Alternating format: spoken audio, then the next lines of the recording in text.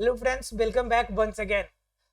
Friends, हमने पिछले class में आपको डिस्कस जो पॉइंट किया था वो था कि पौधों के अंदर जो आकार की संरचना होता है उनके अंदर जो जड़ तंत्र पाए जाते हैं जिसे हम लोग कहते हैं मूल तंत्र, उनके अंदर किस प्रकार की संरचना पाई जाती है। जिसमें हमने बताया था आपको कि जड़ कितने तरह के पाए जाते हैं या फिर जड़ किस रूप में विकास करते हैं, उनके कितने हिस्से होते हैं, जड़ का आपका रीजन कितने होते हैं, जड़ क्षेत्र कितने होते हैं। उसमें मैंने बताया था आपको विभज्योत ऊतक के बारे में, उनके कार्य बताए थे। अब हम क्या करेंगे कि अगले टॉपिक के रूप में जानेंगे हम लोग प्ररोतंत्र को। किसे जानेंगे हम लोग? प्ररोतंत्र को। मैंने बताया था कि पौधों की जो आकारिकी है, पौधों में जो आकारिकी है,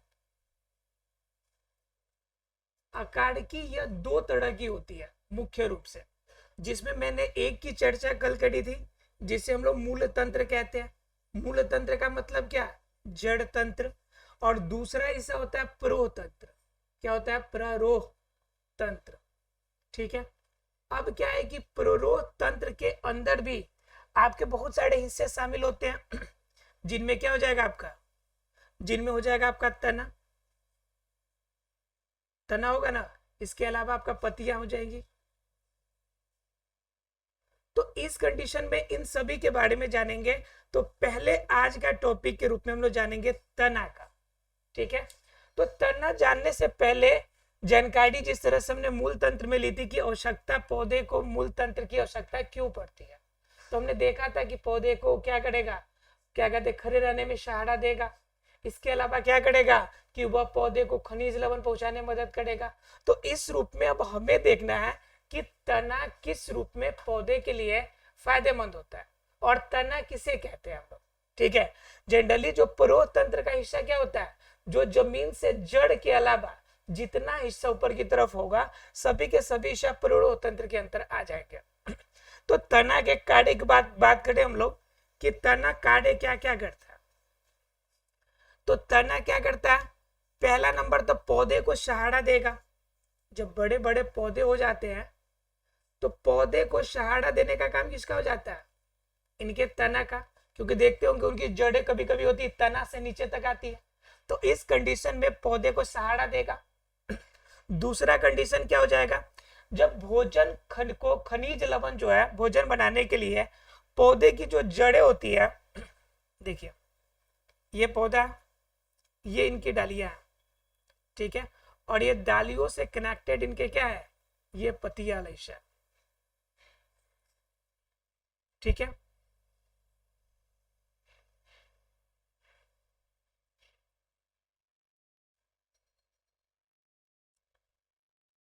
ये पतिया वाला हिस्सा है। तो अब क्या है आपका कि अब इस कंडीशन में आपका ये देखने को मिलेगा कि आपका मुख्य रूप से यहाँ पे क्या हो रहा है, यहाँ पे कंडीशन क्या हो रहा है कि जड़ है यहाँ पे। अब जड़ के नीचे वाला हिस्सा ये जड़ है। अब ये जड़ से क्या करेगा? खनिज लवण को लेगा। किसे लेगा? खनिज लवण को। अब खनिज लवण यहां से ले लिया तो कंफर्म है कि यहां से ऊपर तरफ जाएगा। जो ऊपर की तरफ जाएगा तो ये तना वाला हिस्सा ही ना इसको लेकर ऊपर जाएगा। तो अंदर ले जाने के लिए इनके अंदर विशेष प्रकार के ऊतक पाए जाते हैं जिसे हम लोग कहते हैं बीच वाले ऊतक को जो खनिज लवण लेके जाता है वह ऊतक हमारा होता है जाइलम। कौन होता है? जाइलम। फिर जब भोजन पत्तियों में तैयार होता है तो इसको ले जाने के लिए भी एक ऊतक कार्य करता है जो बाहरी रूप में रहता है। ठीक है। बाहरी रूप में जो पाया जाता है ये ऊतक पाया जाता है जो हर जगह भोजन पहुंचाता है। तो ये ऊतक क्या होता है? आपका फ्लोएम। मतलब क्या कि आपका जो खनिज लवण धरती से अवशोषित किया है, जो मूल रोम के माध्यम से जो अवशोषित हिस्सा है वह क्या करेगा? उन भागों को ऊपर ले जाने के लिए वाष्पोत्सर्जन क्रिया से जाए, विसरण क्रिया के द्वारा जाए, किसी भी रूप में जब जाएगा तो उनका मेन रोल जो अदा करेगा वो कौन करेगा? हमारा वो कार्य करेगा हमारा तना। ठीक है। तो तना क्या करेगा? पौधों के अंदर परिवहन क्रिया करने में मदद करेगा। परिवहन क्रिया में मदद करेगा। ठीक है। पहला नंबर तो पौधे को सहारा देगा। सहारा का मतलब क्या हो गया कि उसे खड़े रूप में रखेगा उसे। उसके अलावा आपका क्या करेगा, परिवहन में मदद करेगा। तीसरा नंबर है कि यह पौधे को यांत्रिक सहायता देता है।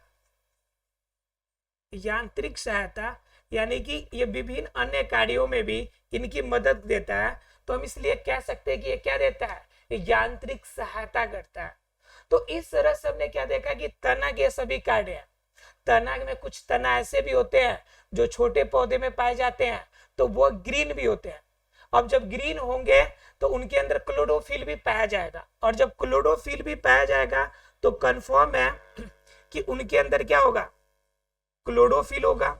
और जब क्लोरोफिल होगा तो कंफर्म है कि उनके अंदर क्या होगा, प्रकाश संश्लेषण की क्रिया होगी। किसकी क्रिया होगी, प्रकाश संश्लेषण की। ठीक है, अर्थात कि प्रकाश संश्लेषण क्रिया में भी मदद करेगा, यानी जो छोटे पौधे हैं। और उन पौधे का क्या है कि आपका जनरली सामान्यतः क्या है कि उनका पौधा वाला हिस्सा जो है, ठीक है, वो आपका पौधा ग्रीन कलर का है। तो ग्रीन है तो आपका वो क्लोरोफिल पाया जाएगा। अब जब क्लोरोफिल पाया जाएगा तो उस समय प्रकाश संश्लेषण की क्रिया में भी ये मदद करेगा। तो इस तरह से हमने क्या देख लिए, तना के कार्य।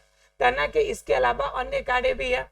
ठीक है, अगर तना सिर्फ न रहे तो पौधे का अपना अस्तित्व नहीं बनता है। ठीक है, इसके अलावा तना आपका विभिन्न रूप में उपयोग में भी लिया जाता है। बहुत सारे तना रूपांतरित होकर खाद्य पदार्थों का आपका रूप बनाते हैं, जिससे हम भोजन के रूप में इस्तेमाल करते हैं। जैसे आपका अदरक हो गया, आलू हो गया, ये सभी क्या है, तना के ही तो रूप है। तो इस कंडीशन में देखा जाए तो हम क्या कर सकते हैं कि जो तना है, तना सिर्फ पौधों के लिए नहीं, हम लोग के लिए भी काफी मात्रा में उपयोगी हो जाता है। ठीक है, तो ये इनके प्रमुख कार्य थे। अब जान लेते हैं तना की बातें।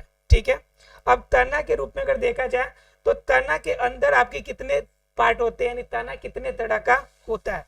ठीक है, तो तना की बात करें तो तना मुख्य रूप से दो तरह का। ठीक है, एक तना क्या हो जाएगा आपका, आकाशीय तना, और दूसरा कौन सा तना हो जाएगा, रूपांतरित तना। एक कौन सा तना, आकाशीय तना, और दूसरा क्या, रूपांतरित तना। ठीक है, अब आकाशीय तना के अंदर भी दो तरह की तना, आकाशीय जो तना, रूपांतरित तना, तना का भाग है, और ये भी दो हिस्सों में बटेगा। तो आकाशीय तना के अंदर भी दो हिस्सा, एक होगा जो मजबूत तना, और दूसरा कैसा तना होगा, कमजोर तना। कैसा तना, मजबूत तना और कमजोर तना।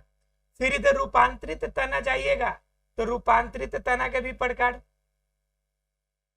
रूपांतरित तना के प्रकार मुख्य रूप से कितने तरह के मिलेंगे, तीन तरह के। उनमें क्या होगा, एक भूमिगत होगा, जो जमीन के अंदर चला जाए जो तना का हिस्सा।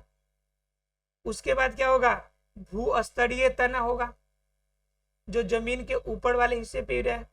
और कोई तना का हिस्सा होता है क्या, तना का प्रकार कोई और, भूमिगत और भूस्तरीय दो ही तरह के हो गए। या तो भूमि के अंदर हो गया, ऊपर होगा। तो तना का प्रकार कितने तरह के हो जाएंगे, ये रूपांतरित तने का दो भाग, और आकाशीय तना का दो हिस्सा, मजबूत और कमजोर। तो इस तरह से हम क्या करते हैं, तना के प्रकार हो गए। अब इनके बारे में हम जानेंगे एक एक करके। पहले हम लोग रूपांतरित तना थोड़ा सा विस्तृत है, और रूपांतरित तना का उपयोग भी ज्यादा होता है। तो पहले रूपांतरित तना के बारे में जान लेते हैं, फिर उसके बाद हम लोग मजबूत और कमजोर की चर्चा कर लेंगे। किसके अंतर्गत, आकाशीय तना के अंतर्गत। तो पहले हम लोग देखते हैं रूपांतरित तना। रूपांतरित तना का मतलब ही समझ रहे होंगे, जिस तना का रूपांतरण हो जाए। रूपांतरण का मतलब समझ रहे आप लोग, कि वह अपनी स्थिति बदल ले, रूपांतरित हो जाए, बदल जाए। ठीक है, तो रूपांतरित तने के अंदर आपका दो तरह का होगा, एक होगा भूमिगत भूस्तरीय, यानी कि वह तना जो धरती के अंदर जाके और अपना रूप और आकार बदले। ठीक है, भूमिगत तना में देखिए यहाँ पे लिखते हैं,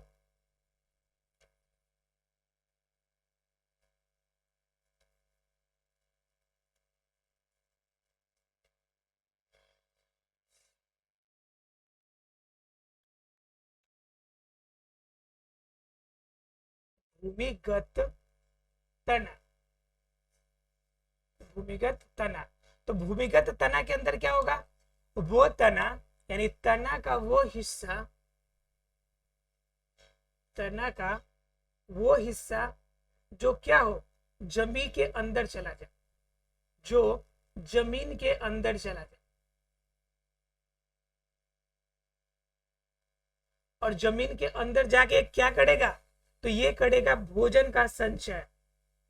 क्या करेगा, ये भोजन का संचय करेगा, पौधों के भोजन का संचय करेगा। और ये भोजन के संचय करने के बाद ये तना कैसा हो जाएगा, यह जब संचय ज्यादा हो जाएगा इनके अंदर भोजन, तो ये गुदेदार बन जाएगा। ठीक है, और जब गुदेदार बन जाएगा तो क्या हो जाएगा, यह क्या करेगा, एक आपका अलग रूपांतरित रूप ले लेगा, रूपांतरित रूप ले लेगा। और यह रूपांतरित रूप जो होगा वह आपका क्या होगा, जीवों के द्वारा भोज्य पदार्थ के रूप में इस्तेमाल किया जा सकता है। भोज्य पदार्थ के रूप में क्या हो जाएगा, प्रयोग किया जा सकता है। भोज्य पदार्थ के रूप में क्या हो सकता है, प्रयोग हो सकता है। तो क्या हो जाता है कि भूमिगत तना क्या होता है कि तना का वो हिस्सा जो जमीन के अंदर चला जाए, जो हिस्सा मान लीजिए कि ये तना है, ये मान लीजिए कि आपका ये देखिए ये आपका तना का हिस्सा ऊपर वाला हिस्सा है, लेकिन क्या हो कि यहाँ पे जो आपका जमीन का हिस्सा है, यह तना का हिस्सा कुछ अंदर तक हो, आप मिट्टी के अंदर दबा हो। दूर से देखने के बाद लोगों को लगे कि ये भी जड़ी है, लेकिन वो जड़ नहीं है, वास्तव में वह तना का एक फूला हुआ भाग है जो जमीन के अंदर चला गया। तो जो जमीन के अंदर जाके फूला हुआ भाग है, जो जमीन के अंदर चला जाए, तो इसे हम लोग क्या कहेंगे, भूमिगत कहेंगे, यानी भूमिगत तना का हिस्सा। ये क्या करेगा, अंदर जाने के बाद भोजन का संचय करेगा। ठीक है, और हम लोग को पता है कि पौधों के अंदर उसका भोजन किस रूप में संचित रहता है, तो स्टार्च के रूप में, जिसे हम कहते हैं शर्करा। ठीक है, या सॉरी मंड कहते हैं इसे। एग्जाम में कभी कभी आपका क्वेश्चन पूछ देता है कि भोजन किस रूप में पौधों में संचित होता है। तो पौधों के अंदर भोजन संचित की बात करें तो स्टार्च के रूप में, उसे हिंदी में कहते हैं मंद। ठीक है, यह आपका ग्लूकोज का ही रूप है, ग्लूकोज का ही कॉम्प्लेक्स रूप, जटिल रूप क्या है हमारा, स्टार्च है। ये जब टूटेगा आपका मंड, तो मंड टूटने के बाद क्या हो जाएगा, छोटे हिस्सों में बटेगा, और मंड जब छोटे हिस्सों में बचेगा तो सुक्रोज बचे, सुक्रोज बनेगा, सुक्रोज से टूटेगा तो ग्लूकोज, ग्लूकोज से टूटेगा तो फ्रुक्टोज। ठीक है, उसके बाद लैक्टोज, अलग अलग फॉर्म में बनेगा और एनर्जी हमारे बॉडी के अंदर रिलीज होती है। तो ये स्टोर करेगा भोजन का संचय, और भोजन का संचय किस रूप में करेगा स्टोर, तो स्टार्च के रूप, स्टार्च के रूप में। और स्टार्च के रूप में इस्तेमाल करता है तो इनके अंदर कार्बोहाइड्रेट की मात्रा क्या होती है, ज्यादा होती है। अब कार्बोहाइड्रेट की मात्रा ज्यादा होगी तो कंफर्म है कि यह तो हमारे लिए क्या होगा, फायदेमंद होगा। मतलब कार्बोहाइड्रेट का मतलब सीधा क्या है कि इनके अंदर शुगर का लेवल अच्छा रहता है, शुगर का लेवल अच्छा रहता है, मतलब ज्यादा रहता है। इस कंडीशन में जो भूमिगत तना है, जो जमीन के अंदर फूला हुआ तना वाला हिस्सा है, उसका जब भोज्य पदार्थ बनता है तो वह उन लोगों का प्रयोग में नहीं दिया जाता है जिनको प्रॉब्लम किसकी होती है, डायबिटीज की। जिनको प्रॉब्लम हो डायबिटीज की, उनको, उन पेशेंट को ये भूमिगत तना से उत्पन्न भोज्य पदार्थ जो होते हैं, सामान्य रूप से कहा जाता है कि इनका प्रयोग कम करें। क्यों क्यों, क्योंकि इनके अंदर भोजन संचित जो है स्टार्च के फॉर्म में, और स्टार्च हमारा किसका रूप है, कार्बोहाइड्रेट का। और कार्बोहाइड्रेट का मतलब है कि शुगर लेवल बेहतर होगा, और जब शुगर लेवल ज्यादा है इसके अंदर, तो डायबिटीज वाले का तो पहले से शुगर प्रॉब्लम है, यानी इंसुलिन का प्रॉब्लम है, इंसुलिन प्रॉपर नहीं निकल रहा है। तो उस कंडीशन में अगर यह अधिक स्टार्च या कार्बोहाइड्रेट वाला भोजन करेगा तो उस कंडीशन में समस्या उत्पन्न होगी। तो उस कंडीशन के लिए डायबिटीज वाले लोगों को इनका प्रयोग सामान्य रूप से कम दिया जाता है। हालांकि ये भोजन जो संचित होता है वो गुदेदार होता है, थोड़ा सा सॉफ्ट होता है।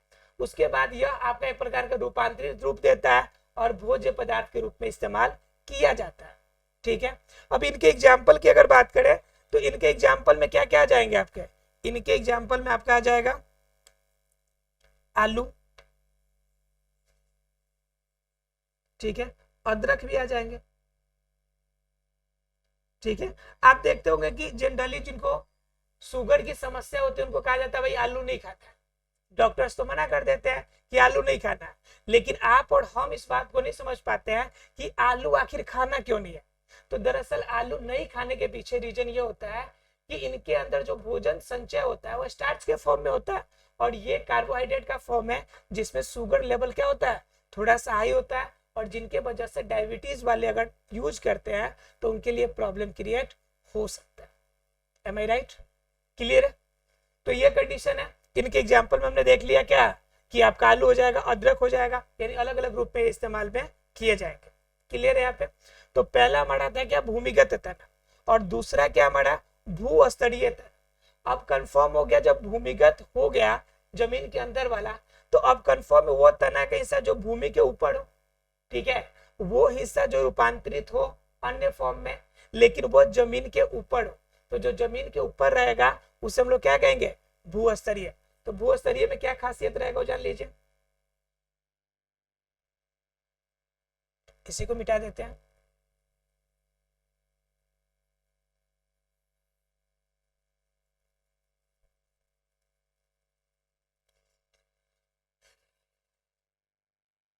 देखिए अब जानना हम लोग को भूस्तरीय, भूस्तरीय तना। तो भूस्तरीय तना क्या होगा कि तना का वो हिस्सा, तना का वह हिस्सा जो जमीन के ऊपर हो, तना का वो हिस्सा जो जमीन के ऊपर हो, लेकिन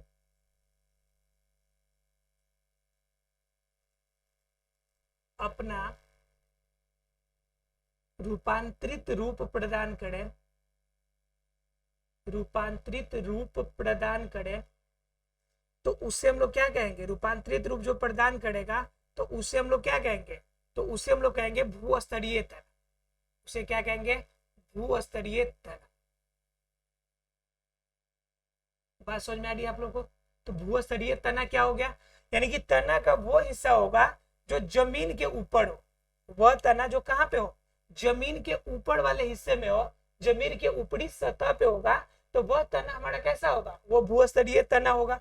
अब भूस्तरीय जब जमीन के ऊपर होगा तो जमीन के ऊपर भी अलग अलग रूप में होगा, ठीक है। तो जमीन के ऊपर भी आपके तीन तरह के होते हैं जनरली, ठीक है। एक तो होगा आपका क्या, एक होगा आपका भूस्तरीय, एक होगा ऊपर भूस्तरीय, ठीक है। दूसरा होगा सिंपल जो भूस्तर पे हो, नॉर्मल कंडीशन में भूस्तरीय, और एक होता है आपका विरोहक। क्या होता है, विरोहक। मतलब क्या कि यह भूस्तरीय तना जो होगा, यह ऊपर रहने के बावजूद भी क्या होंगे, तीन कंडीशन में होंगे। देखिए कभी कभी क्या बातें होती है कि सामान्य रूप से जब टॉपिक हम लोग पढ़ते हैं तो उसको थोड़ा सा इजीली क्या कहते हैं हम लोग सॉल्व कर देते हैं, क्वेश्चन में थोड़ा सा डीप नहीं जाते हैं। एग्जाम में कभी कभी क्वेश्चन ऐसे पूछ देता है कि बच्चे कंफ्यूज हो जाते हैं कि यह किस टॉपिक से आया हुआ है। अब पूछ लीजिए, देखिए विरोहक वर्ड सुनते ही आपके दिमाग में ख्याल ही नहीं आएगा कि विरोहक आपका भूस्तरीय तना का हिस्सा हो सकता है।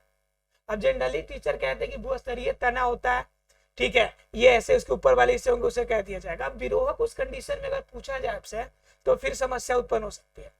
तो इसलिए आपको क्या करना है कि इन सभी के बारे में थोड़ा सा जानकारी सही, लेकिन सब के बारे में आपको जानकारी होना चाहिए।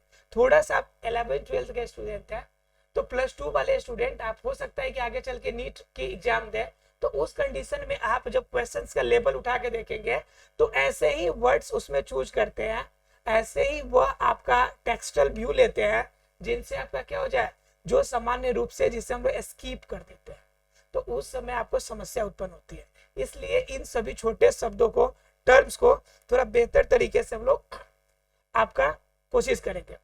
तो पहला हम लोग जानेंगे ऊपर भूस्तरीय।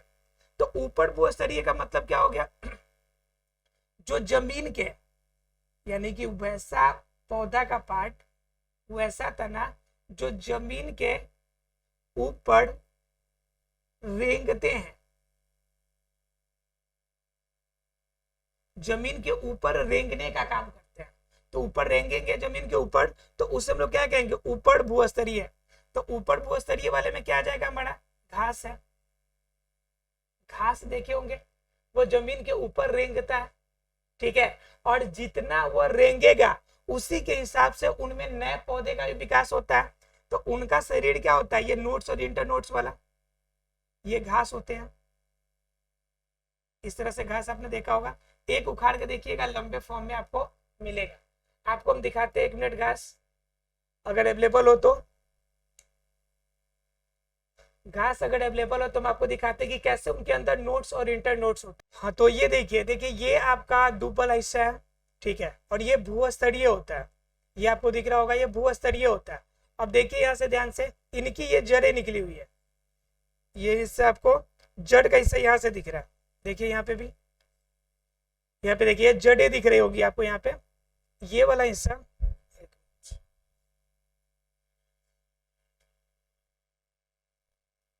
ठीक है। यहाँ पे आपको दिख रहा होगा ये इनकी जड़ें हैं।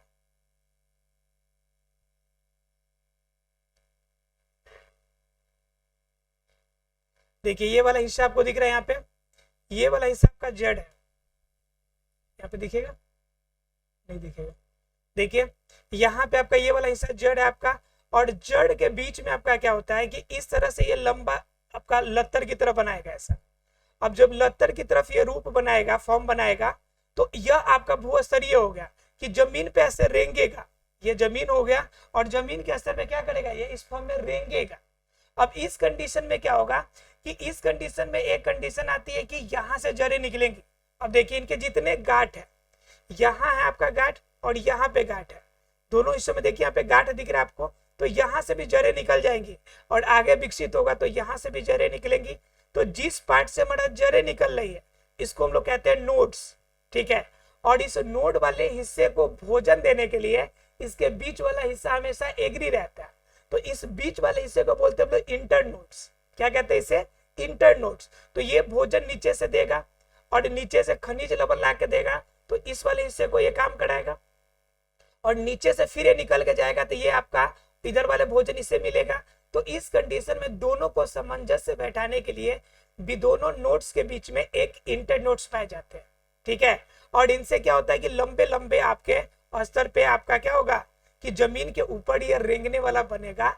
और जब रेंगने वाला बनेगा जमीन पर तो उसे हम लोग क्या कहते हैं, उसे कहते हैं हम लोग भूस्तरीय। क्या कहते हैं उसे, भूस्तरीय तना।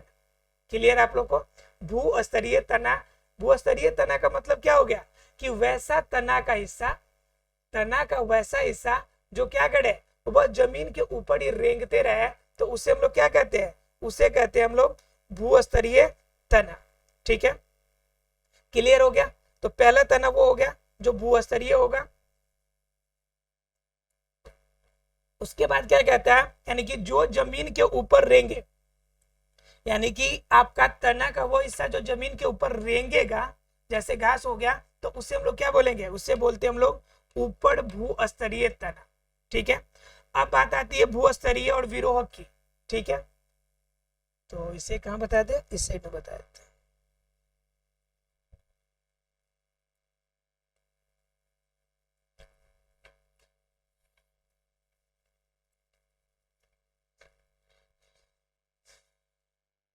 ठीक है, तो अब ये आपका ऊपरी भूस्तरीय हो गया। अब बात आती है भूस्तरीय की। तो भूस्तरीय तना के अंदर क्या होगा हमारा,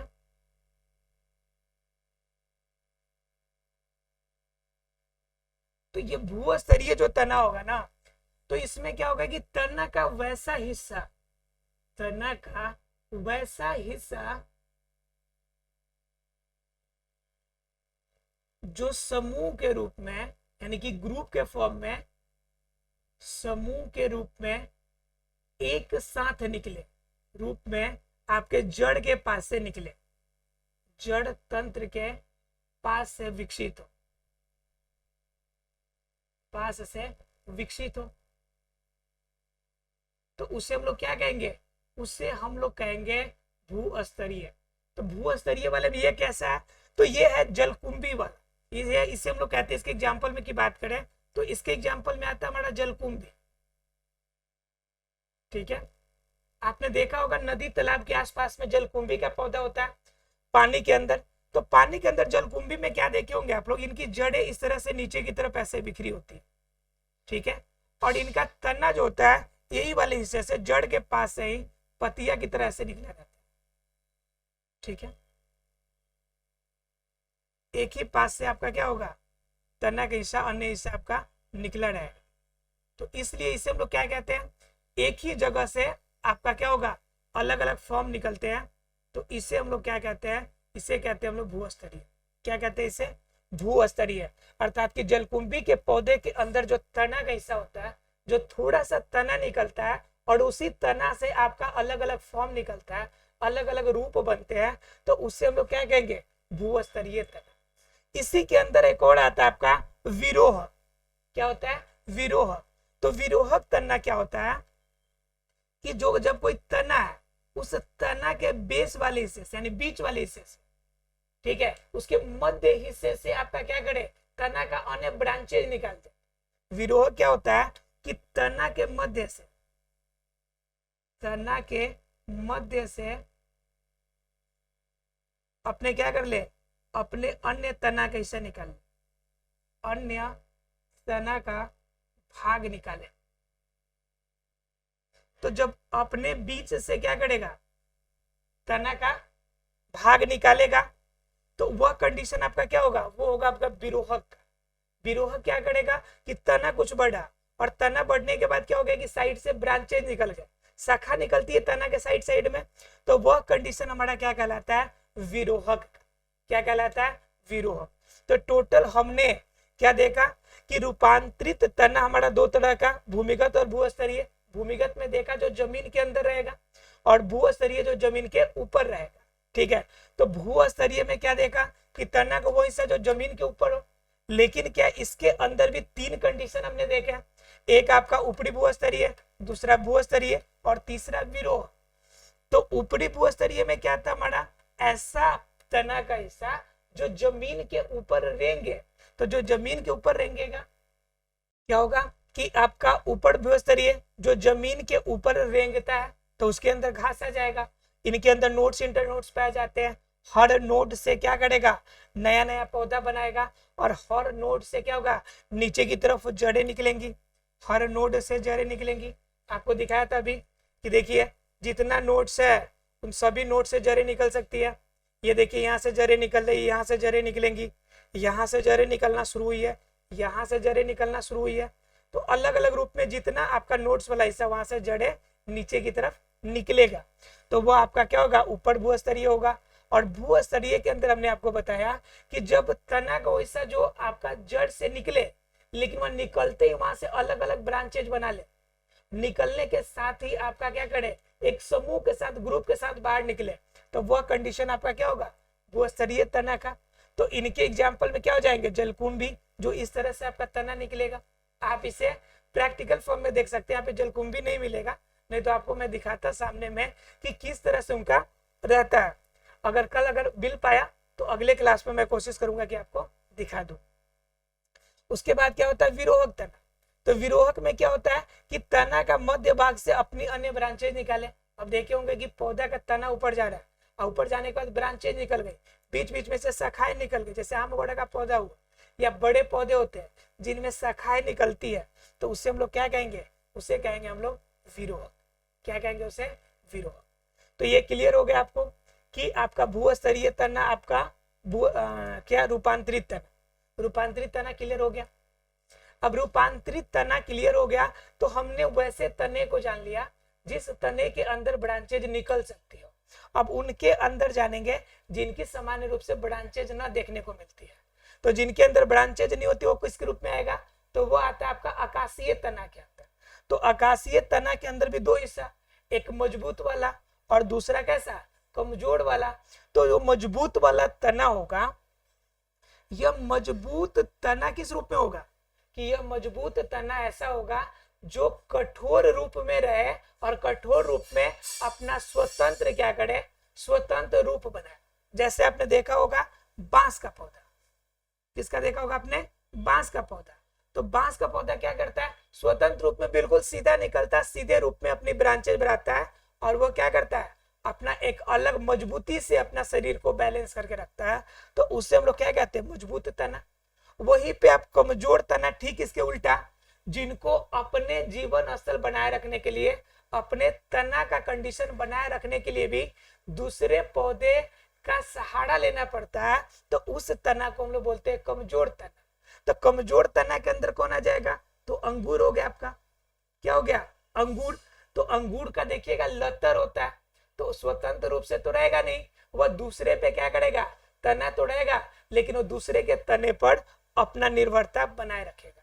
तो इस तरह से आकाशीय कितने हो जाएंगे, 2 तरह के आपके तना हो जाएंगे। ऐसा फ्रेंड्स कि आकाशीय रूपांतरित तना क्लियर हो गया होगा, इवन आपको तना क्लियर हो गया होगा। प्रवतंत्र का हिस्सा तना हमने आज तक जाना, तो आज क्लियर हो गया होगा तना के बारे में। कल हम लोग पतिया के बारे में चर्चा करेंगे।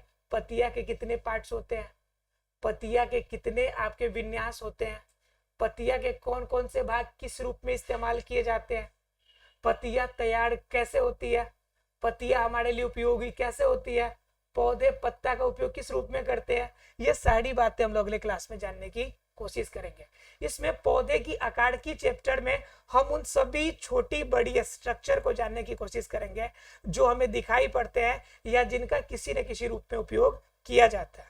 ठीक है, ध्यान रखिएगा, ये हम अभी बड़े स्तर पे जान रहे हैं, आगे हम लोग कोशिका स्तर पे भी इसको जानने की कोशिश करेंगे। ठीक है, उत्तक और कोशिका स्तर पर भी, वहां पर एक कोशिका कैसे विभाजित होगी या किस रूप में कार्य करती है, हम उनकी प्रैक्टिकल भी कुछ फॉर्म आपको दिखाने की कोशिश करेंगे। आप हमारे साथ कंटिन्यू बने रहे, मिलते अगले क्लास में, तब तक के लिए thank you very much friend.